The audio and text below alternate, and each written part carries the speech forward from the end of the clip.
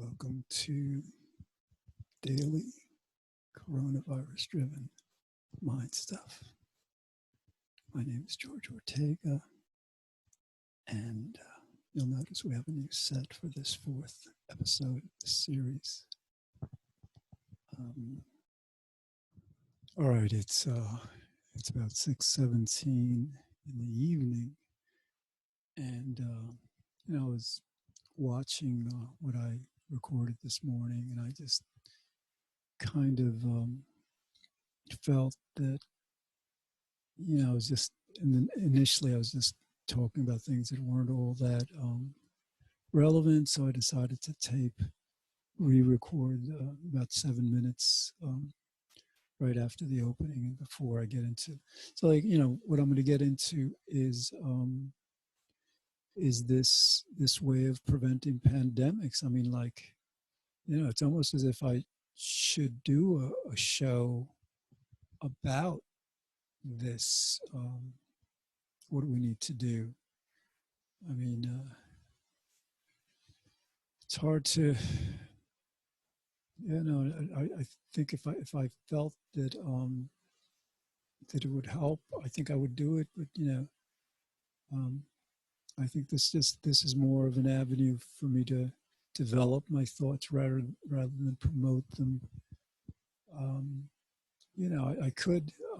I may take clips of this show, like for example, toward the end of this morning's video recording, which is most of the show, I got into a lot of the importance of understanding that these influenza viruses originate in farms, domesticated animals, whether they be local farms, family farms, or factory farms. It's always, it seems to be like a wild animal infects a domesticated animal, and then the domesticated animal infects us. I mean, it could be that sometimes it doesn't even require a wild animal. This, for example, pigs, I think, have given us swine flu. So when the rest of this show will be about this need. So let me reiterate it now, because why not? I mean, the idea is we just spent $2.2 trillion on a third economic stimulus package. And that's, by the time we're done reviving this economy, we'll have spent maybe $3 or $4 trillion. And it just makes no sense to spend that kind of money on the effects of one of these pandemics without spending some money on preventing future pandemics. So, what I'm thinking, as I get into in last episode, and you'll hear more of in this episode, there are two ways we can prevent pandemics. One, we can, our scientists can create a universal vaccine that will work against any and all viruses, influenza viruses. But that's a ways away. That may be a decade or two or even 3 away. So what's much nearer on the horizon, as I'll explain, as I have explained, is that we can basically bypass farming animals and the dangers and the risk that comes with that. And as of 2013, we can create meat and chicken and dairy and eggs and milk in labs. Now, we should be spending $10 billion. So the next stimulus package, and again, call your senators, call your Congress people, talk about it, research it. We should be doing this. I mean, $10 billion, it should be $50 billion, relative to the 2 or 3 trillion that this country will spend to revive our economy. 10, 20, 30 billion dollars on this research is it's a bargain. It's a bargain. I mean, to not have to worry about this, happening again and again, as if you look into it, you'll realize that if we pump this money into it, into the research in universities, the different startups, whoever's trying to work this out, then we will probably come up with, this clean meat that everybody can eat, and it's much healthier than regular meat, much healthier than regular eggs and, animal-derived foods, and we will have safeguarded our world against a future pandemic within 2-3 years. I mean, like, that's, it could take 4 or 5, but come on. I mean, like, are we going to just like wait 5, 6, 7, 10, 15 years for the next one, and probably be caught off guard because, the problem with this was Trump was the politics. He refused to do what he should have because he doesn't trust science, and who knows, and in 10 years we might have another president or other leaders equally uninformed. So we should really, take advantage of this opportunity. And it boggles the mind how how our politicians are not doing this. How they don't. I imagine most of them aren't even aware of this research. So, all right, we've got about 43 seconds left, and then you'll see. It's really, I got artistic last night. I just decided to create a kind of like a very saturated color effect, and on the sofa, I'll do more of the shows on the sofa, I think. This one I just wanted to do here because I wanted to, get it done so I can append it to the other parts, and then I got to upload it to the studio. All right, so again, I will be here back tomorrow. I have no idea what I'm going to talk about. I should probably talk about something other than this clean meat, but, we will see. Okay, I hope you're having a great day, and I'll see you very soon. Thanks. Bye.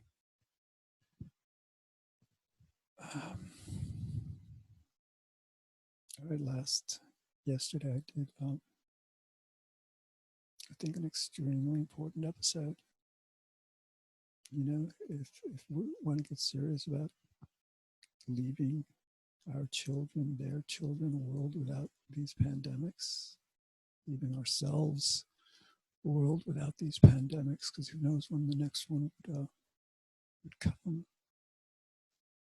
We need to transition from the farming of animals to the cultured generation of meat, dairy, eggs in labs, as I explained yesterday.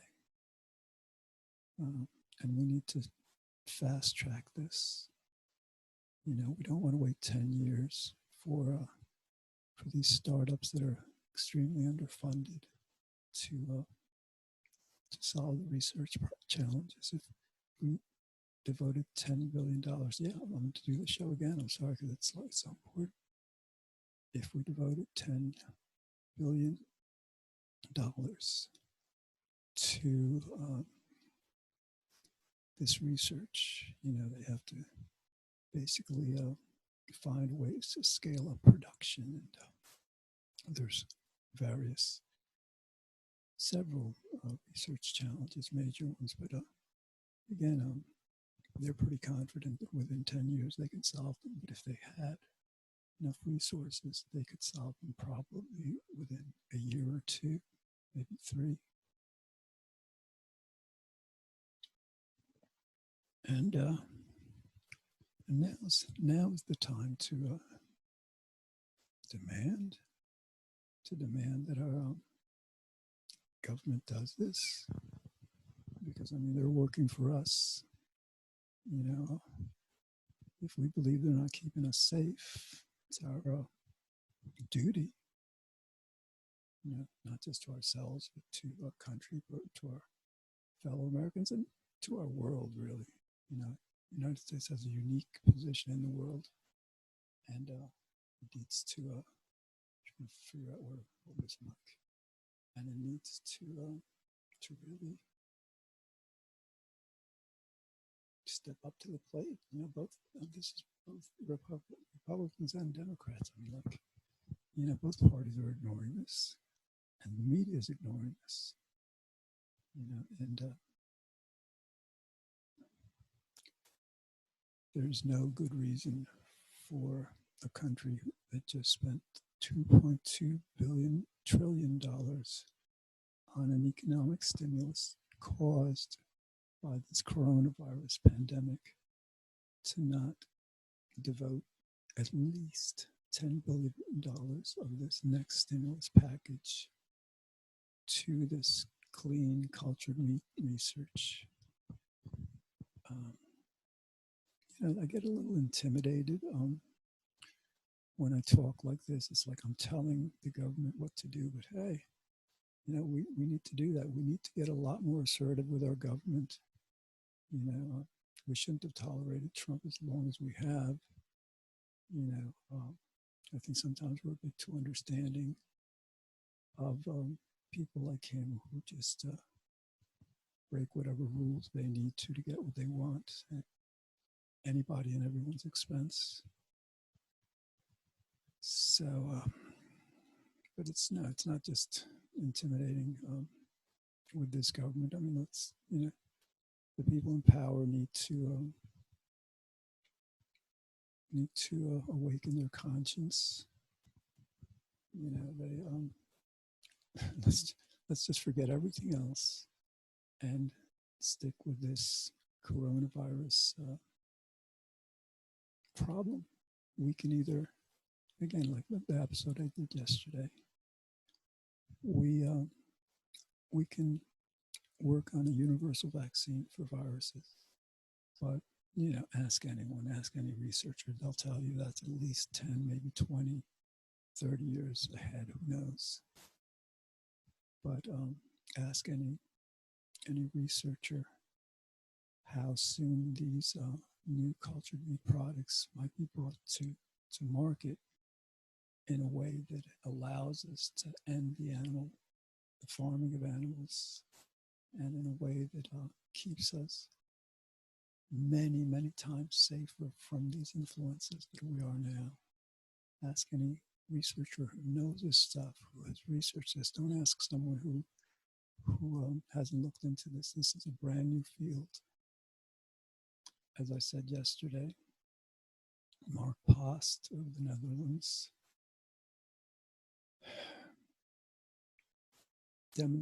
proved to the world in 2013 a revolutionary milestone in science and in the history of humanity, that we can grow our meat and dairy and eggs in laboratories in a way that doesn't torture animals, doesn't require as much energy, contributes 90% less greenhouse gas than the livestock we have now, protects us from losing our antibiotic resistance, as happens in factory farms, where the overuse of antibiotics just makes them much less effective on humans. But most importantly, as the entire world is seeing now, this new industry would allow us to finally put an end to pandemics like this. I mean, like, I'm not, don't get me wrong. Sometimes things like this work out for the best, regardless, notwithstanding the pain and suffering they cause. Sometimes, for example, like after World War II, the world got a lot better for everyone, and sometimes it takes a challenge like this to awaken us to what we need to do. I'm going to get into religion right now, and I'm going to get into religion because 80 to 90% of Americans believe in God or a higher power. And, it's interesting that those of us who don't believe in God or a higher power are a very small minority, but they're very vocal. They're not very bright. They believe that they understand science and they're being true to science. They're not. There's much to reality that's not empirically demonstrable. and they don't realize that, they don't get that. There's much in our world that defies understanding. For example, you can have an entangled particle at one end of the universe, of the known universe that we can observe. And then you can have its entangled partner. These two particles are somehow connected in some mysterious way, that they're called entangled because of this. And you can have them on opposite sides of the universe. And let's say one of them goes through a change, the other one will reflect that change. And we have no, this baffled Einstein. I mean, he, well, understandably, it's so counterintuitive, but no, Einstein was so brilliant. I mean, this idea that time and space are relative. I don't want to digress into all that. What I want to get back to is it's time to ask, to demand, ask, I don't know. And then we got to be assertive about this. We can't take no for an answer. If we have to get out into the streets as soon as we can after this pandemic, even, well, no, I don't know. I don't think it'd be safe to do it before we can safely. But if we have to take to the streets, and well, I don't think it would have to do that. I'm just being 60s in today's world with all that we have just gone through. It's not going to take much, I believe, convincing. But the problem with this funding for cultured meat is that our politicians are unfortunately not very well informed, and our media, they're too conventional. They are sometimes good at reporting what is, but they're not very visionary. The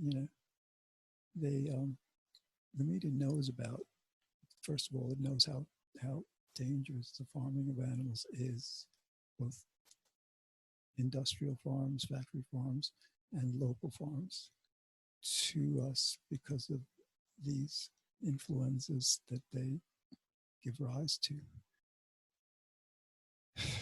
And the media knows about this new industry. I mean, they were there when Dr. Post premiered the first 2 hamburgers ever, to an audience. I believe it was in London.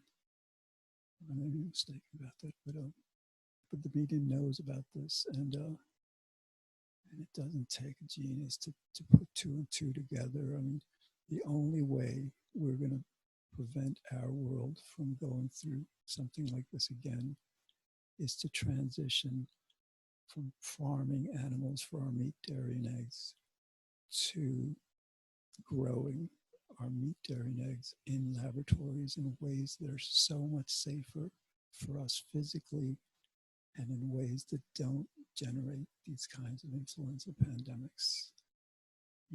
Our world would be many times safer from that risk than we are now. Okay.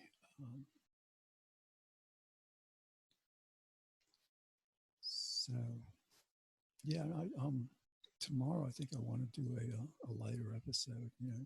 And like I'm an artist in a way. Like I get inspired. I was meditating, and I was thinking, it was great meditation. A lot of ideas were arising, and this one I couldn't resist. The idea was like to rearrange the apartment for these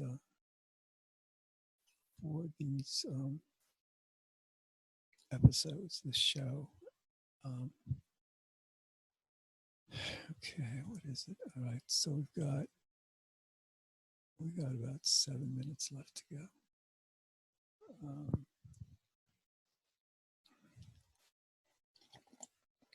So this shows, I mean, like, as well as I, or you don't know anymore, so then what I'm going to be talking about tomorrow, really. I mean, I just, and talking about whatever comes to mind. And I don't want to like bore you with my personal stuff too much, you know. I mean, if I believe, you know, you can get something from it, fine. But, you know, this is kind of like a video journal of how this coronavirus is affecting at least one person, and, you know, what my thoughts and feelings are about this that I'm sure you share in a lot of ways. Um, I'm tired. I lost my train of thought. It's 25 after 6. I love, you know, during times like this, I'll go back to sleep, and I will sleep. I mean, eventually, even if I get 2, 3 hours, I'll feel better. I haven't been sleeping all that well recently, but you know, it's been like that for years with me. I, you know, sleep great, and then like some days or weeks, it's off. Who knows? Um, okay, there's a bird tweeting outside. I don't know if you can hear it. So what else? Yeah, I don't want to be so heavy. I mean, if I want to be on television, you know, every night, and again, it's, you know, if you're watching this on the internet, log on to the White Plains Media Center, Channel 76, Verizon 45 website, White Plains, New York, and you can catch the shows there, probably live. You know, they broadcast them, or cablecast them rather, every day, every weekday at 5, and I'll upload them to YouTube. I uploaded actually the third episode before it's scheduled to show today. You know, I'm taping these and uploading them to the so the studio can access them a day before they're scheduled to be cast. You know, so just in case something major happens, I can, you know, react to it. You know, whereas like if I was taping, let's say, a week or two before it was going to be cast, you know, some situations might have been, you know, dramatically different, and what I will have said might not resonate as well, be it as appropriate. Okay, I am tired, but I feel good for having done this. I mean, I'm glad that it worked. You know, like that hiss. You know, I was trying to figure out. You know, I've got like some LEDs, and I've got like an incandescent with a dimmer, and I don't know what it was. You know, I think that other mixer again. It just may be that it's powered by AC, whereas this is by USB. Okay. What else? What else?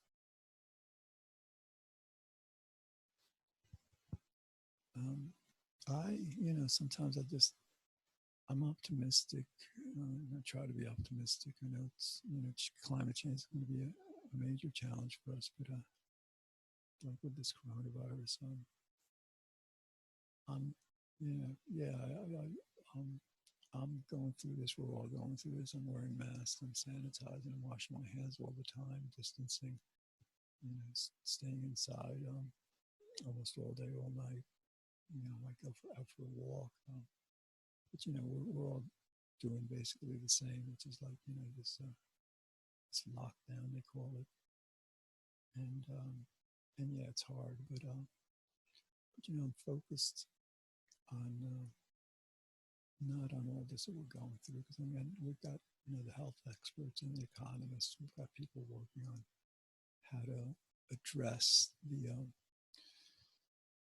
the outcome of this, you know, the economic and health effects of this pandemic. But you know, we don't have, you know, these newscasters, these politicians are not yet addressing what we need to do to prevent this from ever happening. And again, you know, like now is the time to start that dialogue. Now is the time to demand, ask, you know, however we feel we need to do this, that our government release at least, again, at least $10 billion. It should probably be $50 billion. I mean, think about it. $50 billion to prevent a pandemic that is already costing us, what, 2.2 was the last stimulus, but then there were several stimuluses before that. And there's going to be more. So, like, by the time we're done, this might be a $3 or $4 trillion rescue of our economy, of our health, and that's a lot. That's a lot. $2.2 trillion is about 10% of our GDP. That's that's more than FDR, Franklin Roosevelt, spent when he launched the Works Progress Administration, Works Projects Administration. It had two names at different times. He created all those jobs. Oh, okay. So like it's 2708. I guess, if they give me the tags, because like the last shows I've had all right, I think it's time to wrap this up.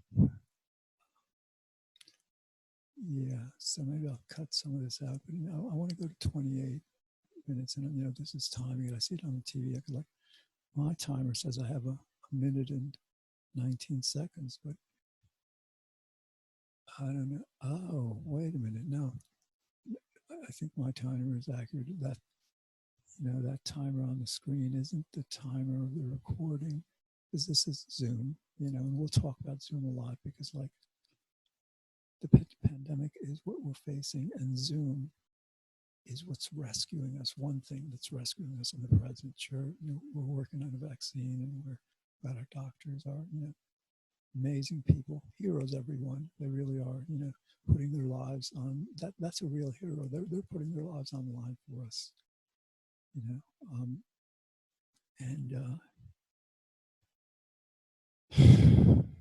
wow. Yeah, this is like a surreal time. I lost my train of thought. All right, so anyway, I think this is oh yeah, Zoom is going to change our world profoundly, and that's a good thing. Again, it's a wonderful thing that's going to come out of all this, and it'll bring us all together. Okay, thanks for watching. I'll see you again tomorrow on Daily Coronavirus Mind Stuff.